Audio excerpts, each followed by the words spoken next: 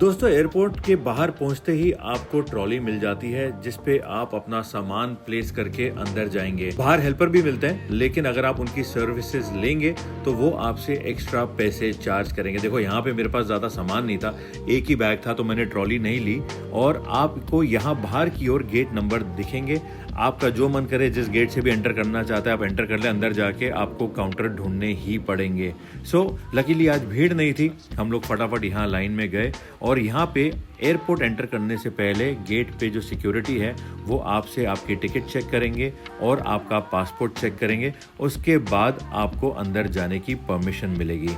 Enter करने के बाद ही सामने की तरफ आपको एक बड़ी सी स्क्रीन नजर आएगी जहाँ पे सभी फ्लाइट्स जो कि उस दिन जा रही हैं उनके फ्लाइट नंबर्स, एयरलाइन का नाम और वो कौन से काउंटर से आपको जाके अपने बोर्डिंग कार्ड वगैरह लेने हैं, सब इस स्क्रीन पे आपको नजर आ जाएगा। यहाँ पे आपने अपनी फ्लाइट डिटेल्स को मैच करना है और उसके बाद कौन से काउंटर पे, कौन से रो पे जाना है, ए बी सी वो सारे यहाँ मेंशन है, वो आपने चेक करना है। देखो मेरा वाला जो था वो एफ पे था तो मेरे को यहाँ से वॉक करके एफ की तरफ जाना पड़ा। और यहाँ पे दोस्तों जब आप काउंटर पे पहुंचते हो एयरलाइन के, यहाँ पे आपको बोर्डिंग कार्ड फिजिकली पकड़ाया जाता है और यहाँ पे ये आपका टिकट और आपका पासपोर्ट चेक करेंगे। उसके बाद आपका सामान का वे किया जाएगा। मोस्टली एयरलाइन 30 kg पर बैग अलाउ करता है, कई एयरलाइन 23 kg अलाउ करती है। फिर इसके बाद आपने जाना है इमिग्रेशन एंड सिक्योरिटी की ओर, जहां पे इमिग्रेशन ऑफिसर आपका पासपोर्ट चेक करेंगे, आपका बोर्डिंग कार्ड चेक करेंगे और आपके पासपोर्ट पे इमिग्रेशन की स्टैंप लगेगी।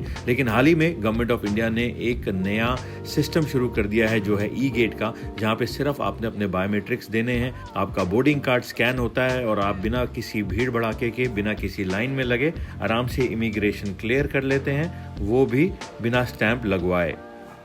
फिर इसके बाद आपका होगा मेजर और लास्ट सिक्योरिटी चेक, जहां पे आपको अपना सारा सामान निकाल के ट्रे पे रखना होगा। लैपटॉप्स निकालने होंगे, पावर बैंक्स निकालने होंगे, जो भी इलेक्ट्रॉनिक का सामान है ट्रे पे रखना होगा। बैग जो है वो ट्रे पे डालेंगे और आपने हाथ में सिर्फ अपना पासपोर्ट रखना है। घड़ी तक आपसे उतरवा ली जाएगी। यहाँ पे आप उसको ट्रे में डाल के सिक्योरिटी में करेंगे, पूरे बैग्स को आपके स्कैन करेंगे और आप जब उस तरफ जाएंगे आपको आपका बैग मिल जाएगा। यहाँ पे आपने बैग पैकिंग करनी और मस्त होके आप एयरपोर्ट पे तफरी मार सकते हैं अगर आपके पास टाइम है फ्लाइट पे बोर्ड करने से पहले। सबसे पहले आपको दिखेगा दिल्ली का ड्यूटी फ्री, जहां पे आप शॉपिंग कर सकते हो। यहाँ पे आपको ढेर सारे डील्स मिल जाते हैं। परफ्यूम्स पे बहुत सारी डील्स मिल जाएंगी आपको। अल्कोहल पे अगर आप अल्कोहल लेना चाहते हैं, कॉस्मेटिक्स लेना चाहते हैं, दुनिया भर का सारे पॉपुलर ब्रांड्स और उनकी डील आपको ड्यूटी फ्री पे मिल जाएगी।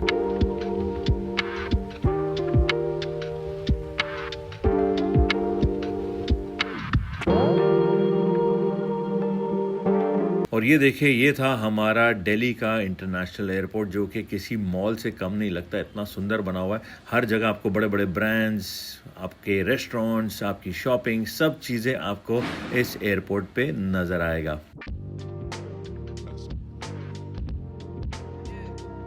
ऊपर फर्स्ट फ्लोर की ओर आप जाएंगे, देखोगे हम अपने दोस्तों के साथ यहाँ ऊपर पहुँच गए और सारे बढ़िया बढ़िया खाने पीने के ब्रांड आपको यहाँ नज़र आ जाएंगे। दिल्ली स्ट्रीट है, KFC है, सबवे है, मैकडॉनल्ड्स है। आपके अगर फ्लाइट डिपार्चर में, बोर्डिंग में टाइम है, सारी जनता आप देखोगे यहीं आके बैठती है और यहाँ पे खाना खाती है। एयरपोर्ट का स्टाफ कोशिश करेगा, आपको बोलेगा कि सर आप स्क्रीन पे ही आके ऑर्डर कर लें, यहाँ पे आप इजी हो जाएगा, आपको लाइन में नहीं लगना पड़ेगा। लेकिन आप अगर नोट करेंगे इसके प्राइसेस जो हैं वो थोड़े ज़्यादा होंगे एज कम्पेयर टू जो रेस्टोरेंट आपको रेस्टोरेंट के अंदर दे रहा है।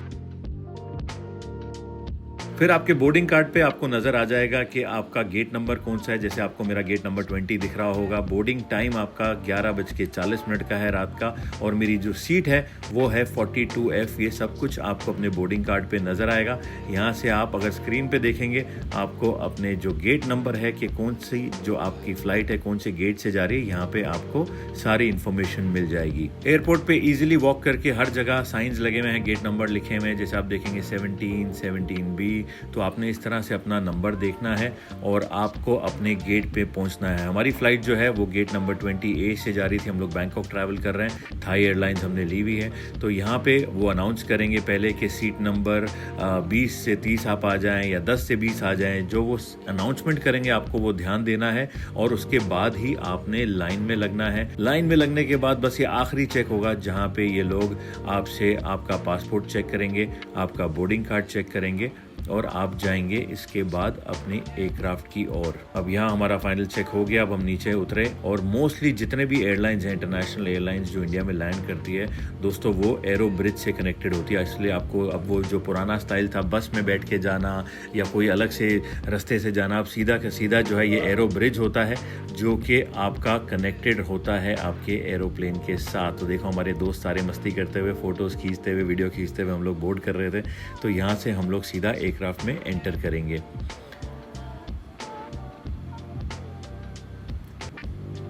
अब दरवाजे पे ही आपका वेलकम किया जाएगा। जो एयर होस्टेस है, जो क्रू है, आपको गाइड करेंगे कि आपका जो सीट है किस तरफ है। मेरा जैसा मैंने आपको बताया जो सीट नंबर था, जैसे ही आप आइल में आएंगे आप देखेंगे सबसे पहले आपको ये बिजनेस क्लास की सीट्स नज़र आती हैं और आपको आगे जाना है इकोनॉमी की तरफ अगर आपकी इकोनॉमी की सीट है। यहाँ पे ऊपर की तरफ जहाँ पे स्टोरेज है, आप देखो मेरी सीट नंबर है 42F। तो हर सामान जहाँ पे रखा हुआ है वहाँ पे सीट नंबर मेंशन्ड है। और अगर आप देखेंगे DEF जो है, F राइट हैंड साइड पे है। तो यहाँ पे आप आइल पे चलेंगे, अपने सीट नंबर्स को नोट करेंगे और आप देखें यहाँ पे HJK पे K के साथ विंडो बनी हुई है। तो इसका मतलब ये है कि जिसका K है वो विंडो पे बैठेगा और जो H है वो बंदा आइल पे बैठेगा। तो ये चीज़ नोट करते हुए आपने अपनी सीट को ट्रैक करना है और आप सीधा जाएंगे। 42F में ढूंढता हुआ यहाँ पे पहुँच गया अपनी सीट पे बैठने के बाद गाइज, अब मोस्टली सारी इंटरनेशनल फ्लाइट्स पे आप पहली बार ट्रैवल कर रहे हैं, आपको मिलता है इंफोटेनमेंट सिस्टम जहाँ पे आपको मिलती है स्क्रीन, साथ में मिलता है रिमोट, जिसको निकालने के लिए आप कई बार लोग कंफ्यूज हो जाते हैं बाहर कैसे आएगा। इसको आप पूरा एक बार खींच देंगे तो पूरी तार बाहर आ जाएगी जितना आप यूज़ करना चाहते हैं, और खींच के अगर आप इसको छोड़ेंगे तो तार अंदर वापस चल जाएगी और रिमोट आप यहाँ पे अंदर स्क्रीन पे लगा सकते हैं। बहुत ही कन्वीनियंट है। इसके साथ ही सीट पे राइट हैंड साइड पे आपको पावर चार्जिंग पोर्ट भी मिलता है, USB पोर्ट आजकल मिलने लग गए हैं। आगे की ओर मिलती है ये ट्रे जिसको आपने ऐसे नॉब को ऊपर खोलना है और आप इसको पूरी ट्रे को खोलेंगे जब आपको खाना सर्व किया जाएगा या अगर आप अपना फ़ोन रख के कुछ देखना चाहते हैं। और नीचे की ओर मिलता है आपको ये लेग रेस्ट जिसको आप लेग को ऐसे पुश डाउन करके अपने कंफर्ट के अकॉर्डिंगली लेग रेस्ट सेट कर सकते हैं, बिकॉज फ्लाइट लंबी होती है, थकान हो जाती है, तो वहाँ ये काम आएगा। सीट बेल्ट पहली बार आप ट्रैवल कर रहे हैं, कई बार दिक्कत हो जाती है कि डालनी कैसे। इसको खोलने के लिए आपको ये बकल जो है ऐसे करोगे तो खुल जाती है।